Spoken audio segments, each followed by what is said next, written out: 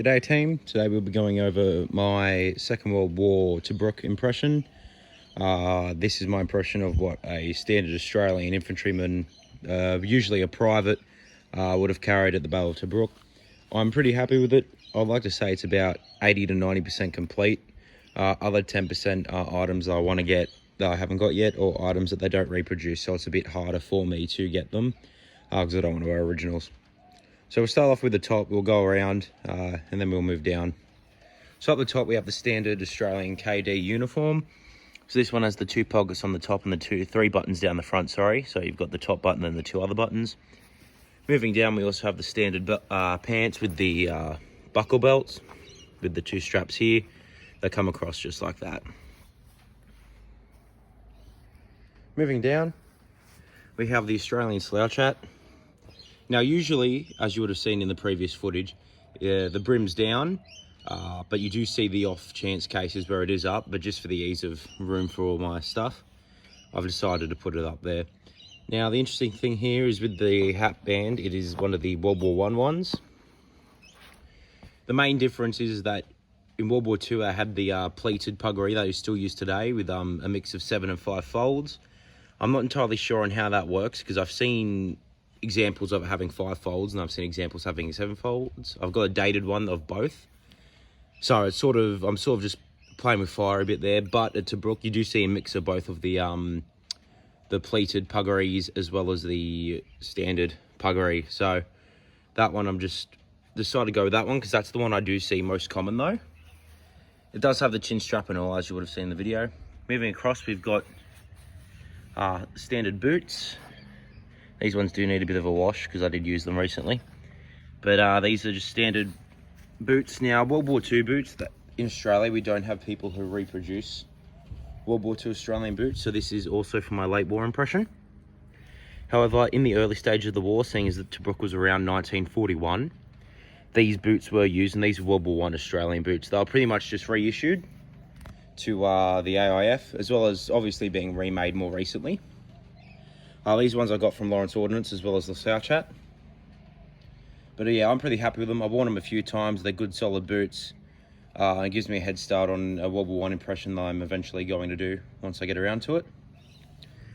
Moving down, we have the short putties. So I've got an original example dated 1943, that's Australian ones. However, for reenacting purposes, obviously I'm going to use reproduction. These are from What Price Glory, as well as the khaki uniform. I'm pretty happy with them. The colour bugs me a bit because my originals are green. However, this colour does sort of match the original examples of British ones. And these are the British reproduction ones. So yeah, they do well.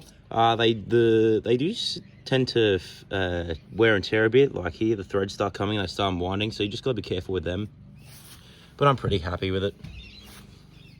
Moving along, we have a Brody helmet. Standard Brody helmet. This one's obviously in desert cam. However, this one is a South African one. You can tell by the holes at the back. I still want to get a Australian one. They don't reproduce Australian ones. The main difference for Australian ones is that they don't have the brim like British ones do.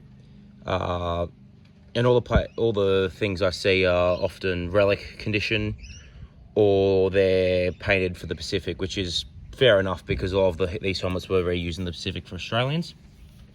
However, these ones I'm just sort of leaving it as is. Like, it gets the job done. However, as I said, this is one of the items that I do want to catch up on and get an Australian copy of it. Moving along, because in Australia I don't have a firearms license and therefore cannot possess a firearm. I have got my wooden block of wood from when I was a kid that I made, which it's pretty much just a fill in till I can eventually get to that state.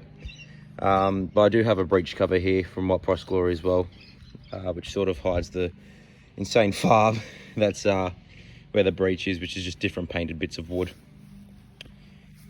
Here I've got my 2 pairs of socks. These ones are from What Price Glory, just standard socks. Pretty happy with them. As well as an enamel mug, which I got from a disposal store when I was young. As you can tell, I've had it for years, wear and tear.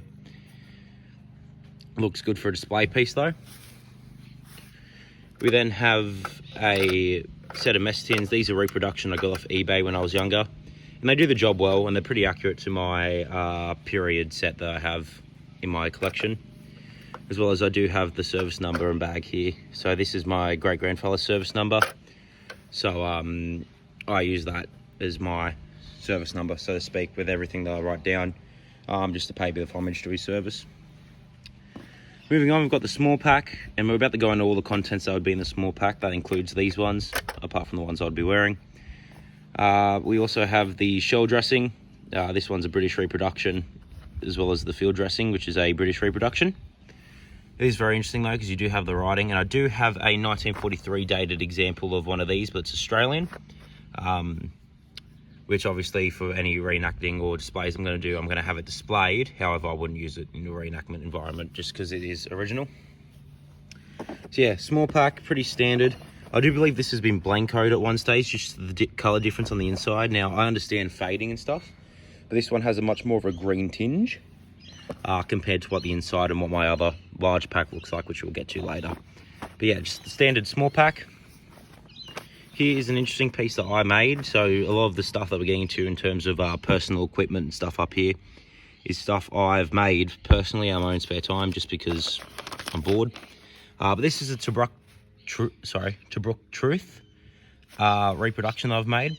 So it's pretty much, the Tobruk Truth was a newspaper that was around during the Siege of Tobruk, which pretty much just kept the soldiers that were besieged in contact with the outside world, with the slogan "always appears." So no matter what was happening, the new issue would always come out.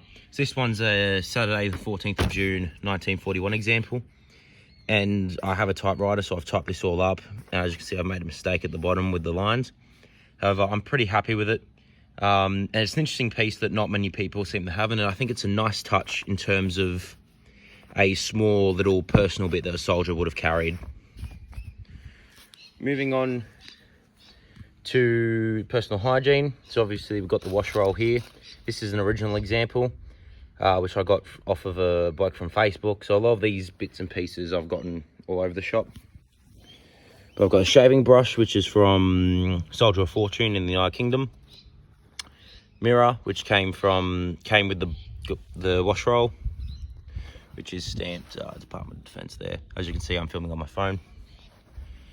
I've got an original comb from Soldier of Fortune, toothbrush, which I got with the wash roll, some razor blades, which I got with the wash roll, as well as a safety razor, which I got with the wash roll, as well as a wash soap, and then just standard soap in there as well. This is an interesting piece as well. This is another thing I've made, which is just pretty much a letter card. I have one of these that have been passed down my family that I've decided to reproduce. As you can see, this one's opened by the examiner, which is pretty much means it's been passed by the censor. I've all done up and stuff, which I have made a spelling mistake, which I'm going to try and fix. But it's the size of what an original one would have been. And all this stuff and the Tobruk Truth I store in my wallet, which I got from Soldier of Fortune. But yeah, all this stuff I think just makes a nice little addition to what a soldier would have carried in his personal belongings. So I've got some £1 notes that I've made, just 2 of them in there, as well as birthing cards from the HT Mauritania, so His Majesty's Transport Mauritania, which transported Australian troops to Egypt and all that type of stuff to get them over the fight. This is a postcard that I've made, which is based off an original example I have in my collection as well, which I'll show up now.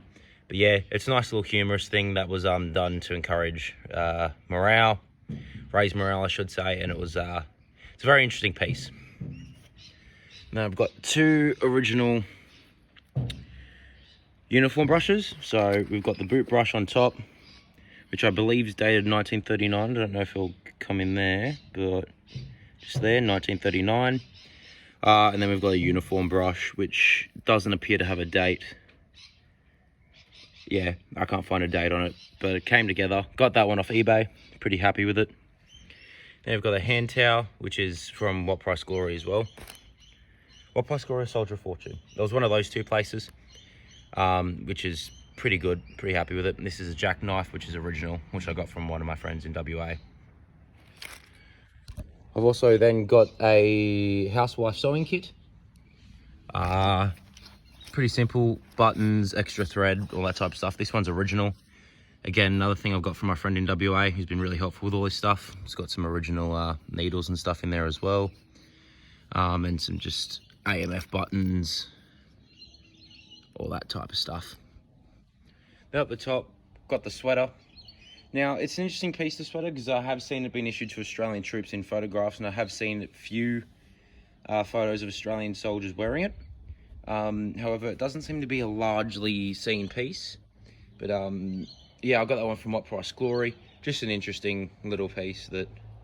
Moving on, we then have the identity discs, or colloquially known as dog tags, but these are identity discs to British Commonwealth Forces. The name at the top, then the religions, Church of England for CE, and then the serial number down the bottom. So you've got the two ones. So the black one would obviously stay around the body, and then the red one would be the one that was taken. Now here we have two lovely original examples of some little booklets that were often issued or given to Australian soldiers as a see you later present, I should say. I shouldn't say that, a farewell present sort of thing. But here we have a New Testament Bible with the King's Royal Cipher.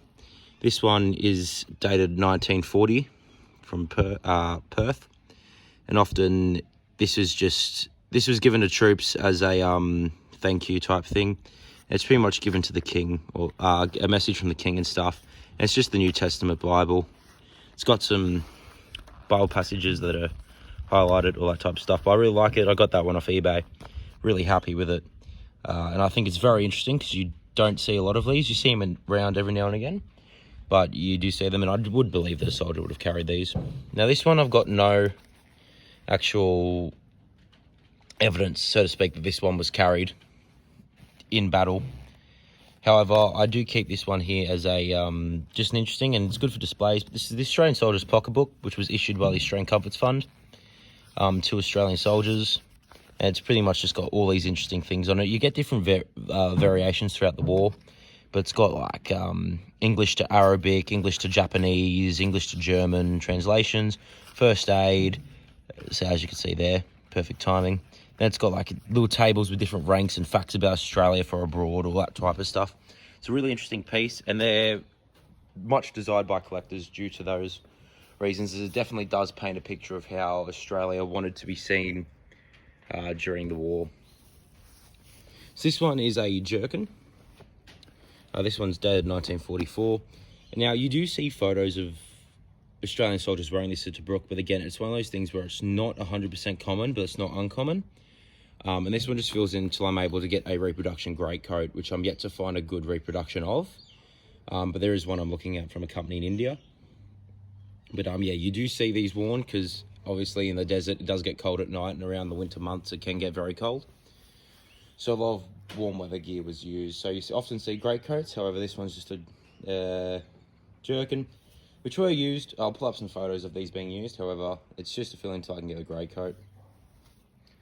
Obviously, now we move on to the 37 pattern webbing.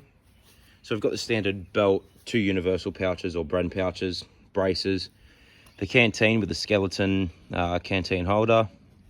Canteen's reproduction from What Price Glory, so I can drink out of it, and it's very, very good. Used it for a few events, and I'm pretty happy with it. We've then got the large pack, and then we've got a bandolier. Sorry, the name slipped me for a second. Bandolier, and these would often be used inside the Bren pouches for storing of ammunition and whatnot. But yeah, that pretty much just brings it to a close of the Tobruk impression. As you can see, it's not 100% complete. But I'm pretty happy with it so far. Largely the things I do need though is obviously the greatcoat. That's one thing I need. But the main other thing that I'd like to get, but that they don't really have, is the service dress uniform. So those were often worn overseas as standard uniforms compared to, say, the British battle dress. And Australia had their own uniform that way. However, no one in Australia reproduces it. So it's probably one of those things that I'll have to miss out. So it won't be 110% correct impression, but it'll be getting there, so to speak. But yeah, pretty happy with all this. Thank you guys for watching. Comment, leave a like, subscribe. If you have any questions, feel free to ask. Need any help, have any video suggestions, all that type of stuff, more than happy to oblige. Yeah, I'll see you guys in the next video. Have a good one.